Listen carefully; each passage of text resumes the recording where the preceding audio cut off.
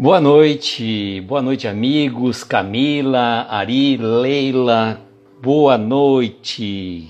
Estamos dando início a mais uma live, excepcionalmente hoje na terça-feira, do estudo do livro Nos Albores da Imortalidade, a vida de Jerônimo Mendonça no plano espiritual. E é uma alegria muito grande estar aqui com vocês, porque na verdade, ontem foi mais uma noite estranha. Não está nos ouvindo? Vamos ver aqui. Gleides, boa noite, seja bem-vinda. Ontem foi mais uma noite estamos com o áudio fluindo alto, sim. Está o áudio fluindo normal, sim. Estou acompanhando aqui. Não está nos ouvindo? Vamos ver aqui. Valéria, boa noite, seja Gleides, bem-vinda. seja bem-vinda. Ontem foi mais agora estou. Legal. Leila. Não chega, né? Muito perrengue esse Instagram. Boa noite, seja bem-vinda. Tá estranho realmente. E ontem conseguimos, depois de muito custo, fazer. Fica tranquila, Camila. Fazermos a nossa live de forma invertida, mas conseguimos. O importante é seguir a mensagem. Leninha, boa noite, querida. Gratidão pela presença. Jorge Miyashiro, aproveitando a presença do querido Jorge Miyashiro, sim, estamos traumatizados. Já vou de antemão fazer um convite para que vocês possam estar comigo e com Jorge Miyashiro no próximo sábado, dia 13 de janeiro, 20 horas, pelo Facebook, pelo pelo Facebook e pelo YouTube da Fraternidade Espírita Irmã Maria de São Paulo. Boa noite, Ricardo, seja bem-vindo. 20 horas, então, eu e Jorge Miyashiro estaremos fazendo uma live sobre um tema, Senhor, que queres que eu faça? Senhor, que queres que eu faça? Então, no próximo sábado, 20 horas, aguardamos vocês pelo YouTube e Facebook da Fraternidade Espírita Irmã Maria de São Paulo. Vou fazer depois a divulgação, tá? Para que vocês possam nos acompanhar. Martiele chegou conosco. Boa noite, querida. Seja bem-vinda. Gratidão pela presença. Martiele que teve conhecendo Ituiutaba e também Uberaba. Conheceu lá a casa de Jerônimo Mendonça, o Ceareiro de Jesus, o Lar Espírita Pouso do Amanhecer. Antes de mim, hein, Martiele? Antes de mim. Mas tudo bem, faz parte, né? Vamos fixar o comentário primeiramente aqui. Então, convite feito a vocês, tá? Que estarem comigo e com o Jorge. Eu vou mais tarde coadjuvante, porque quem vai fazer a live é o Jorge. Ele some da live, é malandro, o Jorge. Falei para ele que só iria participar. Duro colocar esse comentário aqui, hein, gente? Nossa, que coisa louca. O Instagram tá duro, hein? Nem consigo colocar o comentário aqui, gente. Mas vamos lá, vai dar certo. Olha, www, gente, o que é isso? Zilma, boa noite, seja bem-vinda. Gratidão pela presença. Vamos fixar esse comentário aqui antes que ele pule. Aí, já pulou de novo. Olha. Agora fixou, vamos lá. Deixa eu mandar os aviõezinhos rapidamente, enquanto vocês vão chegando. Quando a gente faz a live sozinho, de uma certa forma, tem menos perrengues. Estava falando com a Dani Pedraza hoje, tem menos perrengue, mas também fica difícil, porque a gente gosta de fazer uma live interativa, com o pessoal participando. Mas, se Deus quiser, quem sabe eles conseguem acertar esses percalços do Instagram. Se bem que o próximo convidado que nós vamos ter das nossas lives vai ficar apenas para o dia 7 de fevereiro, que é a Neuza do Essência.Espírita. Então, Neuza vai estar conosco no dia 7 de fevereiro. E, enquanto isso, seguimos nas nossas lives solos,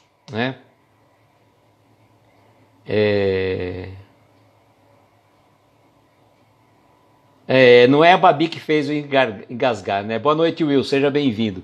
Foi a Bárbara.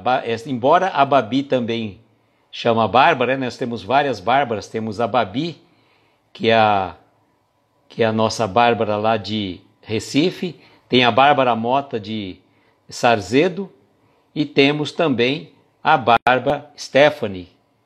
A Neuza chegou conosco. Boa noite, Neuza, seja bem-vinda. Falei na Neuza, a Neuza apareceu. A Neuza vai estar conosco no dia 7 de fevereiro para mais um estudo do livro Nos Albores da Imortalidade. E esperamos, Neuza, que Deus assim o permita, que a gente consiga fazer, né, a nossa live em paz. Senão a gente inverte como fizemos ontem, né? Solange, boa noite, seja bem-vinda. Elisa, boa noite a você também. Gratidão pela presença. E deixando os recados aos amigos, hoje é a última terça-feira que fazemos live. Antecipamos a live que faríamos amanhã, porque normalmente os albores da imortalidade nós fazemos sempre às quartas-feiras, mas como amanhã é aniversário de minha mãe, resolvi antecipar para terça-feira. Então, nos albores da imortalidade volta a semana que vem para as quartas-feiras, e na segunda-feira nós começamos o projeto Casos e Causos de Jerônimo Mendonça, trazendo estudos do livro O Gigante Deitado, A Vida e a Obra de Jerônimo Mendonça e Novos Casos de Jerônimo Mendonça, este de Nicola Frattari Neto.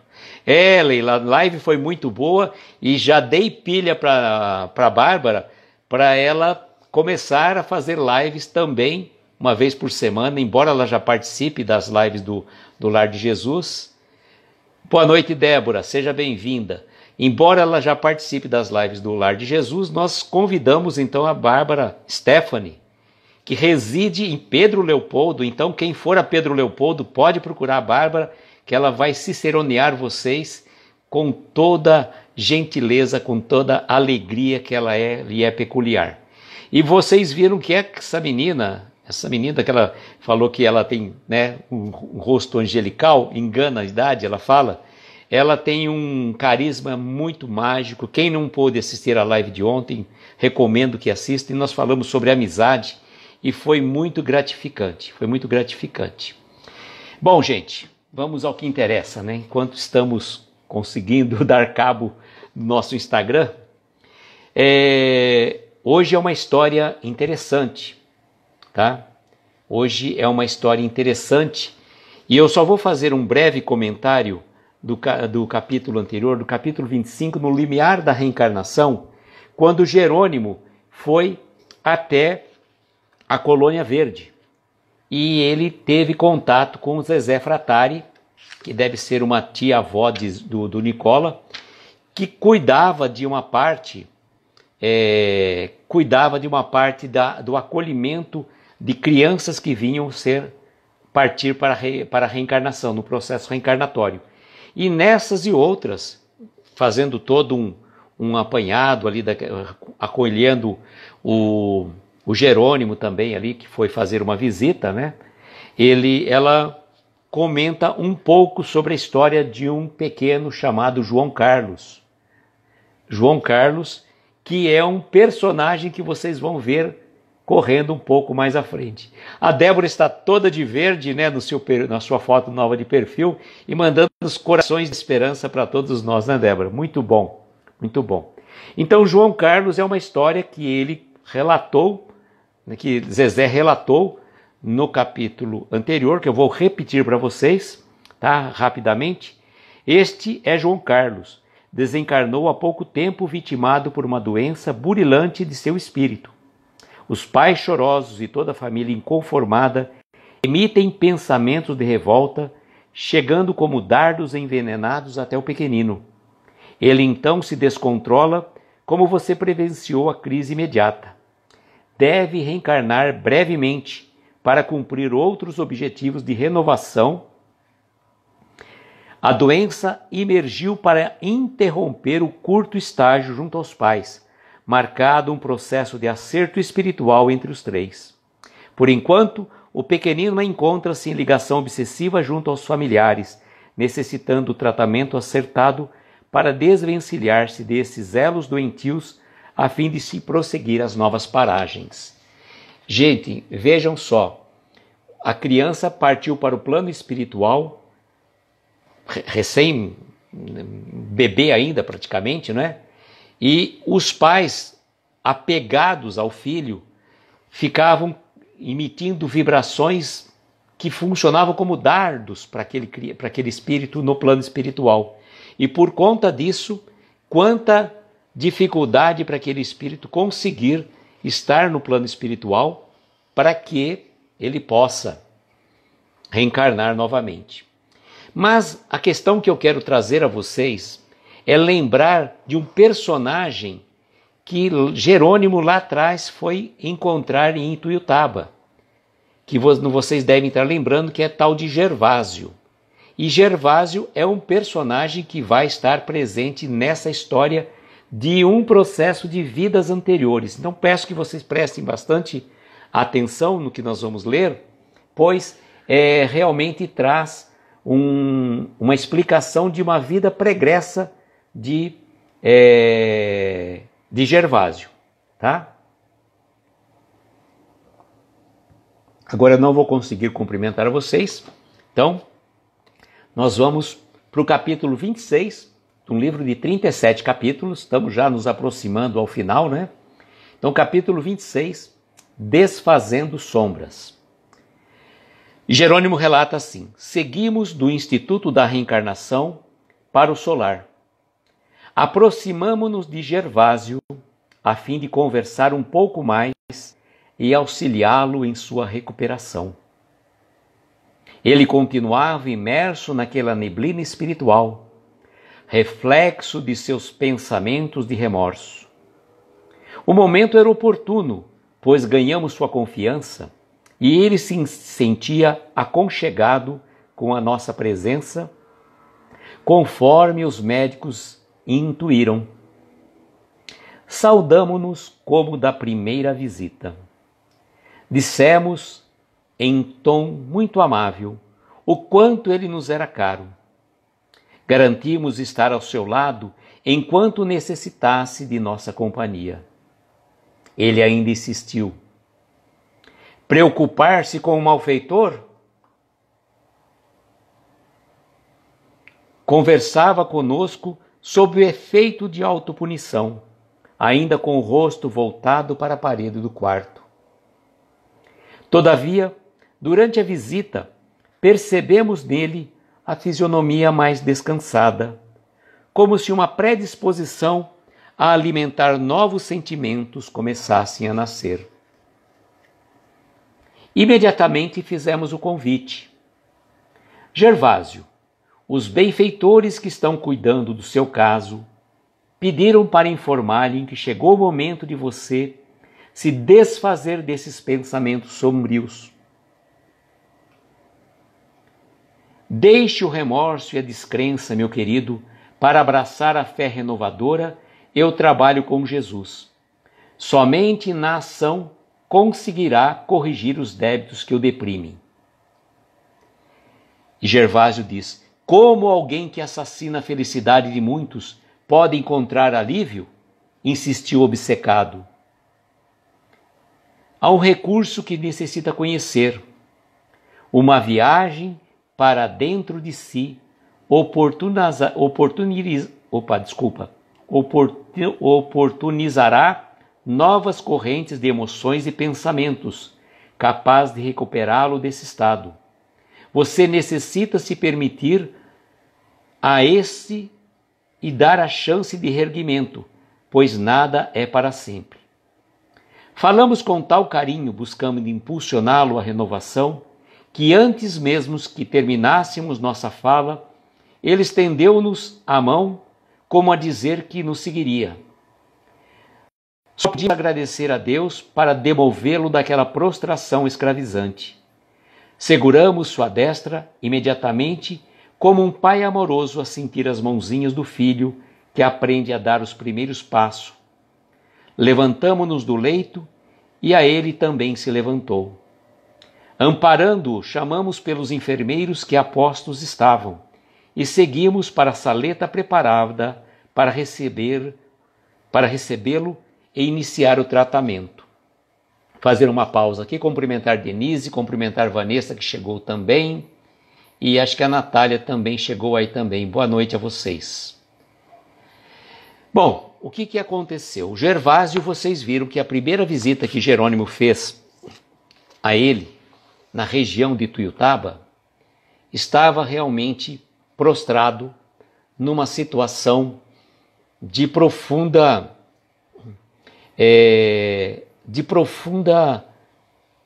sofrimento. Ele não conseguia encarar Jerônimo nos olhos. Depois de muito custo naquela visita, ele conseguiu realmente olhar para o Jerônimo. E nesse período, Jerônimo se afastou, foi fazer outras atividades e retornou agora para dar continuidade a esse tratamento para o amigo querido. Boa noite, Clara, seja bem-vinda. E nesta oportunidade ele voltou. Voltou e Gervásio ainda estava envolto naqueles pensamentos negativos, de culpa, de remorso, se sentindo um verdadeiro criminoso.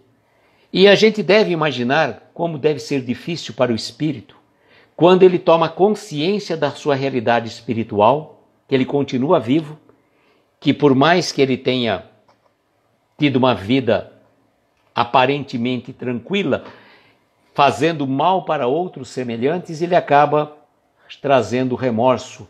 A consciência lhe pesa e traz essas condições que Gervásio se encontrava. E Jerônimo foi tão amoroso, tão caloroso para com ele, rogando a proteção dos amigos espirituais, que já estavam intuindo para que ele conseguisse captar aquelas emanações, e que ele passasse para um tratamento. E ele aceitou. Pediu então que o Jerônimo o levasse. Jerônimo imediatamente pediu assistência de 2 enfermeiros que estavam a postos para ajudá-lo a levar até a saleta. E seguimos então com a história aqui. Jerônimo continua dizendo: era uma dádiva ver Gervásio reerguido e esperançoso. Na terra, conhecera tanto sobre a vida além túmulo, sobre a imortalidade do espírito e sobre as riquezas proporcionadas pela caridade, que com tanta cultura adquirida poderia ajudar muitos, caso resolvesse recomeçar. O tratamento iniciara como choque em seu espírito, a fim de demovê-lo daquela escuridão mental. Só depois seguiria em nova terapêutica. Na sala, 2 cuidadores muito preparados manipulavam o equipamento ligado a uma poltrona. Após assentá-lo e certificarem de que estava confortável, ligaram alguns aparelhos minúsculos a determinados pontos do seu crânio. Quiséssemos deixar o ambiente, mas seus olhos nos pediram para ficar. Saltamos as mãos, postamo-nos bem próximo a ele, garantindo presença amiga. Era um processo de regressão espiritual a determinados momentos do passado e não estávamos certos quanto ao desconforto que ele poderia sentir. Ainda assim, confiávamos, pois tudo nos dizia que após aquela sessão ele só tenderia à melhora. Então o que está acontecendo aqui? Gervásio ascendeu, concordou em passar por esse tratamento. E no primeiro momento foi como um tratamento de choque para tirá-lo daquelas energias deletérias que ele trazia ainda.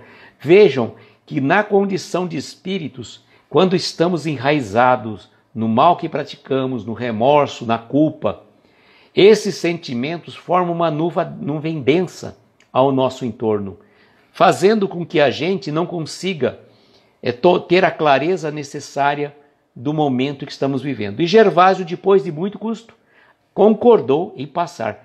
Feito essa situação, o Jerônimo nos conta que colocaram assentado numa poltrona e ligados ao seu cérebro vários pontos, ou equipamentos que o Jerônimo não conseguia nem descrever. É como se fosse fazer uma espécie, a gente poderia dizer, como um eletroencefalograma do plano espiritual, de uma forma diferente. E o Jerônimo queria se afastar, mas ele, olhando nos olhos de Gervásio, percebeu que ele sentia a necessidade que o Jerônimo então continuou próximo a Gervásio, enquanto iria iniciar essa sessão. O médico responsável apresentava-se como um jovem indiano em traje característico, simples e harmônico. Orientava, explicando o que fariam e como Gervásio deveria proceder. Logo, aqueles aparelhos, cujo funcionamento desconhecíamos, foram acionados e percebemos de imediato que surgiram pontos de luz onde estavam demarcadas as ligações no crânio de Gervásio. Conforme a sessão prosseguia, os pontos de luz tornavam-se emissões em um azul celeste mais intenso, capaz de acalmar o paciente. Uma tela, disposta em frente à poltrona confortável, clareou-se na mesma forma, e uma projeção escura apossou-se dela. Repentinamente, como a refletir as formas, pensamentos que enevoavam a mente de Gervásio. Rapidamente, o benfeitor projetou suas próprias correntes de energias mentais na mente do nosso amigo, ocasionando um mais completo relaxamento. Essas emissões corrigiam de alguma forma aquelas projeções enegrecidas. Começamos então a ver, na tela engazeada, a antiga Vila Rica mineira, em todo o seu esplendor aurífero durante o século XVIII. Olha só, é como se fosse um eletroencefalograma, né, Ari? Ou até hoje em dia nós poderíamos falar em uma espécie de tomografia mais aprimorada, né? Mas vejam que situação interessante. Acoplaram uma série de equipamentos, né, no cérebro de Gervásio e ligados a pontos que estava fazendo uma projeção numa tela à frente. Só que a projeção que vinha era uma tela projetava escuro, porque na verdade estava sendo uma projeção dos pensamentos enevoados do próprio espírito de Gervásio. É isso que estava acontecendo. Só que o médico ali, esse indiano, que o Jerônimo relata, emitia pensamentos positivos, elevando as energias para que aquelas energias deletérias se dissipassem, e começou então a aparecer ali o esplendor de Vila Rica durante o século XVIII. Então nós vamos estar vendo agora uma reencarnação pregressa de Gervásio. O que teria acontecido? Visualizamos imediatamente a movimentação dos escravos pelas cidades, senhorinhas vestidas a caráter e senhores barões percorrendo as vielas entre os belíssimos casarões. As ruazinhas tortas apresentavam-se formando belo mosaico pela cidadela imponente, com suas igrejas barrocas esplendorosas. Acompanhamos um homem bem vestido, que a passos largos voltava ao lar com a fisionomia transtornada. Demonstrava tamanha ânsia, pois acabara de ser informado que sua esposa caíra em ruína moral. Fora flagrada por duas mucambas de senhora distinta aos abraços com o dono de uma mercearia, às escondidas entre as mercadorias mais ao fundo da loja. A conversa chegou rápido ao lar da senhora dona das mucamas, que por sua vez comunicou o fato imediatamente ao seu esposo.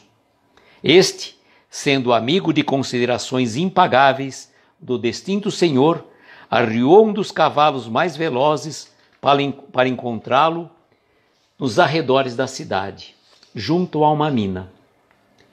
Em poucos minutos, o senhor chegara à cidade. Apeou o cavalo um pouco distante e rumou a pé até a sua residência, com a arma em punho completamente ensandecido e cegado pelo ódio. A esposa veio encontrá-lo à porta, com os cabelos em desalinho e choro convulsivo, na esperança de que o senhor, seu marido, lhe desse a chance de ouvi-la, já que conhecia tão bem o temperamento agressivo do pai de seus filhos. Ele a esbofeteou, arrastou-a exigindo reparação e vingança pelo nefasto ato cometido. As súplicas daquela alma casta de nada lhe valiam, pois mal ouvia suas palavras, estando com a mente entorpecida pelo ódio e pelo veneno da intriga. Trancou a esposa no quarto, por não saber o que fazer com ela naquele momento. Rumou-se para a mercearia, a fim de dar cabo naquele mascate, primeiramente. Contudo, chegara tarde. Os curiosos, devido ao escândalo que se formou, avisaram o senhor que o dono da loja havia fugido, deixando tudo para trás. Ah, mascate maldito, eu te caçarei como quem caça uma víbora. A mim não escaparás, bradou o senhor inflamado em ódio. Então, rapidamente, contatou amigos de confiança para confabularem com seus capatazes e puseram a percorrer a cidade e suas cercanias, pois não devia estar longe o infame. Que o liquidassem e trouxessem para ele suas orelhas arrancadas, enquanto estivesse vivo, deixando-o sofrer em esgotamento para em seguida matarem-no.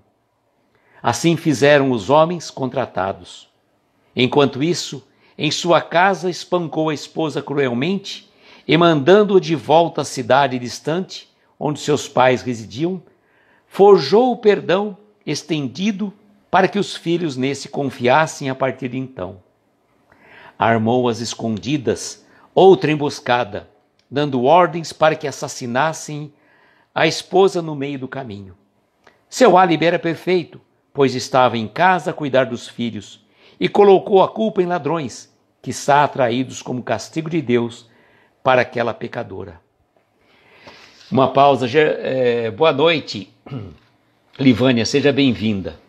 Bom, fazendo o retrocesso aqui dessa história, difícil, né, de imaginar. Gervásio estava se vendo no passado, numa projeção mental, né? Nós vamos ver quem é o Gervásio nessa história ainda, mas nós vemos o quê? Que, primeiramente, um senhor veio ensanguecido para sua casa, pois de receber a notícia de uma vila rica, uma cidadezinha pequena. Comentários aqui, viram a esposa aos braços do mascate, do dono da mercearia. E duas mucambas viram essa cena, que falaram para a dona delas, que levou para o marido, que foi levar para o esposo dessa senhora. E ficou ensanguecido e foi atrás, né? Não quis nem saber, mas um homem violento. Ela tentou falar, o cabelo estava em desalinho, algo havia acontecido de fato, e ele nem quis saber de ouvir. Já esbofeteou, já trancou no quarto antes sem saber para depois ver o que ele fazia. E foi atrás do mascate. Foi atrás, só que lá ele já tinha fugido. E ele fez o quê? Contratou capangas para que fossem no seu encalço e o matasse, mas antes cortasse as orelhas se trouxessem depois. Lembrei aqui a história até de Lampião, né? Lampião parece que fazia esse tipo de coisa, né? Que cortassem as suas orelhas e depois matasse, desse cabo no mascate. E nesse meio tempo ele volta para casa e bate na esposa, surra e pede para levá-la para longe, para de volta à casa dos seus pais. Só que nesse meio termo ele já estabelece uma outra emboscada, já contrata, né, malfeitores para que pudessem dar cabo na sua esposa, e ele tinha um álibi perfeito, pois estava com os seus filhos, cuidando dos filhos. E para os filhos ele estabeleceu um falso perdão para sua esposa, como se ele tivesse sido traído e mandado de volta aos seus pais. Só que nesse meio tempo ele faz o quê? Ele manda matar a esposa. E Gervásio, então, está assistindo tudo isso. Boa noite, Alana, seja bem-vinda. Então, Gervásio, assentado na poltrona, contorcia-se ao reviver aqueles fatos. Olha só, o espírito, se vendo do passado, se contorcia, porque aquela situação ficava muito viva.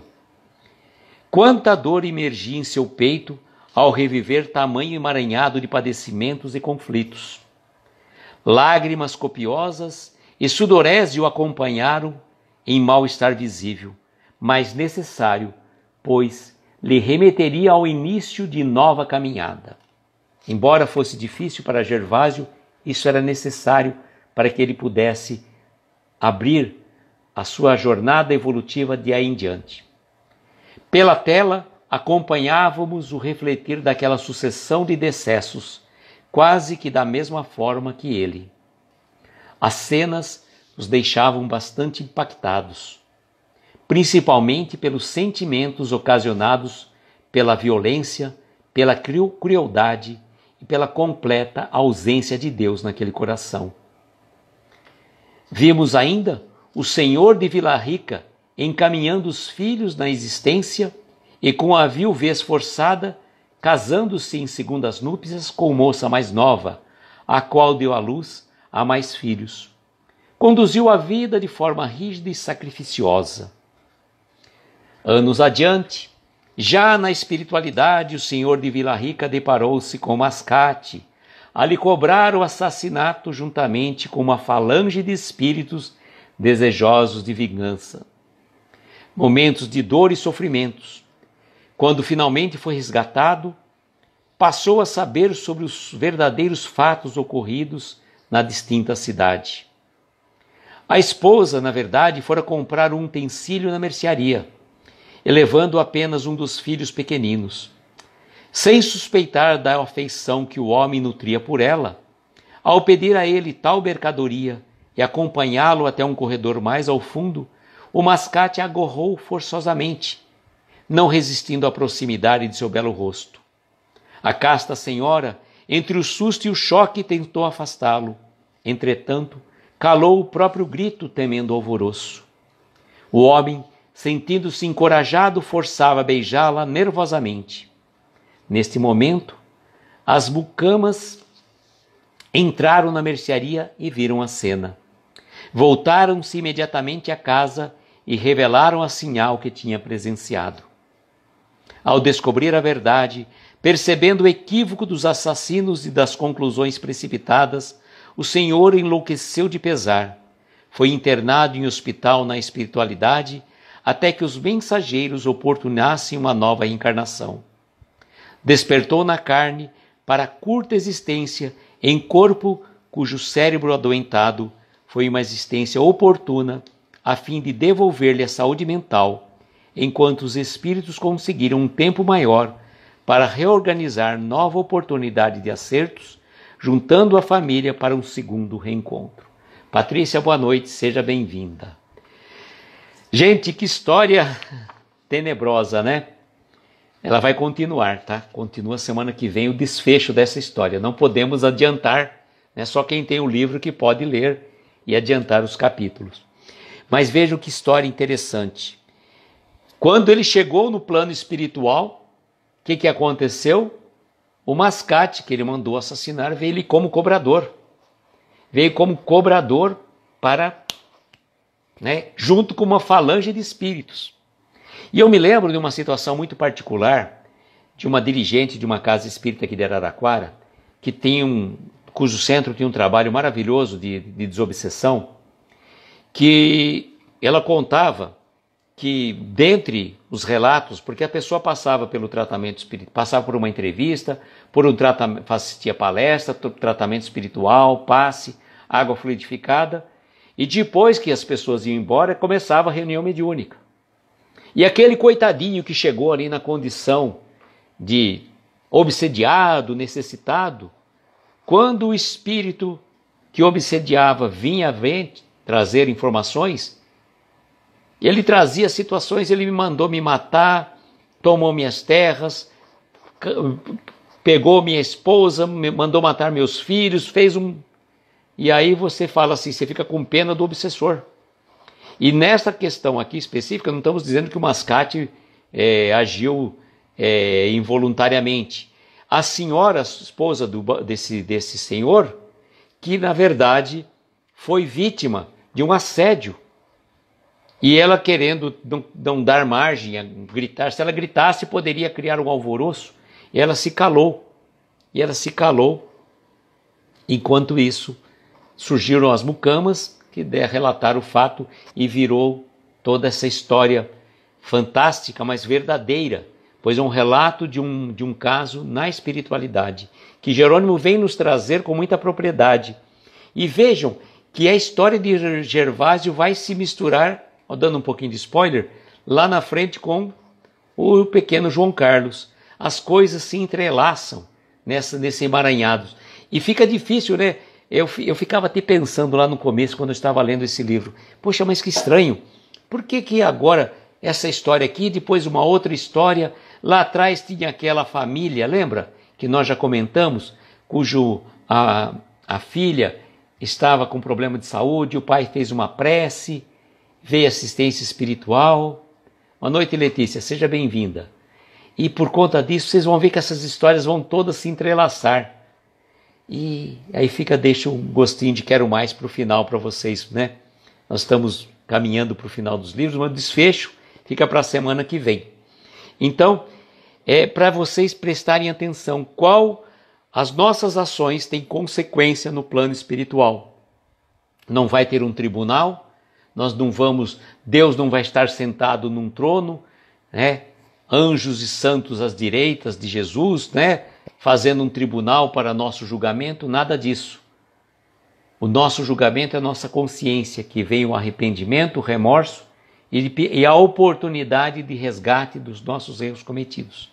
E aqui nós vimos que uma simples questão, aparentemente, pequena teve uma proporção gigantesca. Quantas mortes aconteceram por conta de um relato? Viram uma cena e contaram de acordo com o que viram. E aí foi uma sucessão de futricas, de intrigas, e como a gente costuma dizer, né? Quem conta um conto, aumenta um ponto. Por isso, a disciplina... Boa, Zilma, boa noite. A disciplina é fundamental. Antes da gente falar, emitir qualquer opinião sobre quem quer que seja, a gente deve fazer um exame de autoconsciência, né? E tomar cuidado com as nossas palavras, pois nossas palavras e os nossos pensamentos geram vibrações no plano espiritual. Então, muito cuidado com o que falamos, com o que pensamos e como agimos, né? Cuidado com os julgamentos, exatamente.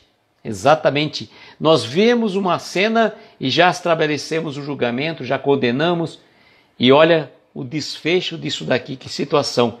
Quantas mortes aconteceram por conta de uma situação que foi mal explicada. O Mascate não estava certo, ele assediou a esposa desse senhor, mas ela foi vítima de uma situação, ela não participou dessa coisa, ela tentou se defender e para não passar por umas situações maiores, né? A Natália dizendo, somos os donos da verdade, achamos que, e principalmente, né, que eu falo assim, a gente na condição de espíritas, precisamos tomar muito cuidado, pois a gente acha que tendo 5 minutos de doutrina espírita, já estamos numa condição de dar condição, julgamento da vida de quem quer que seja, né? E como a Débora está dizendo, a história tem várias versões. Por isso que é importante, né? Bom senso, juízo e discernimento nas nossas ações. Nós devemos colocar sempre a lente do amor nos nossos olhos. Procurar ver o lado bom de cada criatura. Pois todos nós, se a gente for olhar no nosso passado, e eu costumo sempre dizer, estamos vivendo a nossa melhor encarnação, ou como eu brinco, a nossa melhor encadernação, pois somos um livro que estamos sendo formados, né, escritos ao longo das nossas existências. O livro da vida nosso, ele vai sendo formado. Então, se a gente querer saber um pouquinho que a gente foi no passado, não precisa nem fazer regressão, não. Tá? Não precisa nem fazer. Saiba que boa coisa a gente não foi. E se a gente traz muitos defeitos, muitos vícios ainda enraizado dentro de nós, saibamos que ainda tem muita coisa para a gente melhorar do que a gente já melhorou. Mas vamos trazer o lado positivo. Estamos a um passo a cada dia melhor do que fomos ontem. Trabalharmos para que a gente possa ser melhor a cada dia.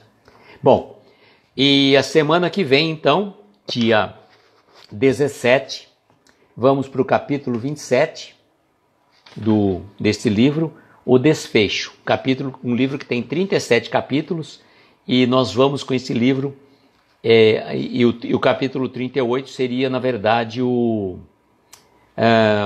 pós-fácil, que nós vamos mostrar com a presença aqui da Miriam, dos meus livros espíritas, no dia 3 de abril. Então, 3 de abril finalizamos esse livro. Dia 6 de abril teremos a presença do escritor deste livro, do autor, do médium Nicola Fratari Neto, comentando um pouco deste livro. Então, estamos já caminhando para o final do livro, né, de 37 capítulos, já vamos semana que vem para o capítulo 27. Retomando então os nossos avisos, amanhã não teremos live, tá? Excepcionalmente não teremos live amanhã, porque já falei, aniversário de minha mãe. Então amanhã não teremos live. Retornamos nas nossas lives no dia 15 de janeiro, trazendo casos e causos de Jerônimo Mendonça. Aí são histórias engraçadas que Jerônimo vivenciou e contou enquanto aqui encarnado esteve. Então, casos e casos de Jerônimo Mendonça, toda segunda-feira, 22 horas. E quartas-feiras, 22 horas, nos Albores da Imortalidade. A partir da semana que vem, não teremos mais as lives às terças-feiras, pois teríamos compromissos assumidos aqui na nossa cidade. Obrigado, Neuza. E por isso, está aberto para aqueles amigos que quiserem o horário das 22 horas. Terça-feira, 22 horas, está livre. Quem quiser, né, se aventurar, sejam bem-vindos. A espiritualidade agradece. Bom, vamos então às nossas preces. A Natália dizendo que sábado volta com as lives, às 22, e a Neuza também retoma agora nessa sexta-feira, às 22, Essência.espírito. Então nós teremos, amanhã não teremos live, como eu já falei. Obrigado, Ricardo. Na quinta-feira, a Miriam, meus livros espíritas, 22 horas. Sexta-feira, a Neuza. E sábado, a Natália. Domingo, a Flavinha. Sônia, boa noite. Chegou para a prece. Gratidão pela presença. Vamos então às nossas vibrações.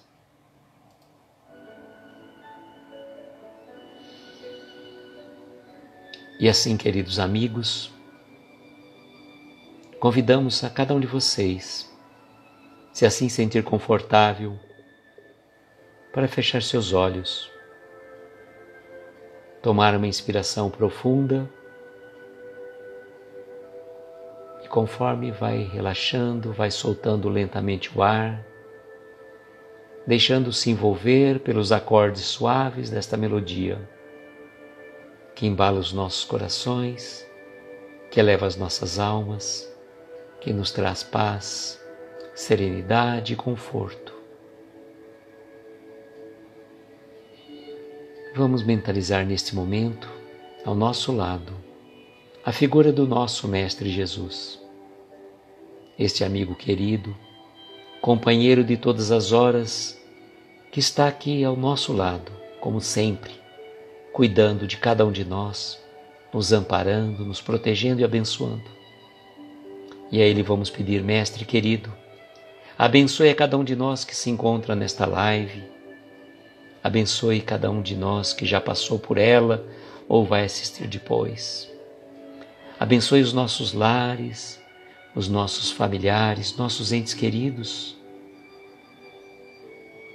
aqueles que nos pediram preces, aqueles que estão em nossos pensamentos nesse momento. Mentalize aquele irmão, aquele filho, aquele pai, aquela mãe, aquele amigo que está necessitado da sua vibração.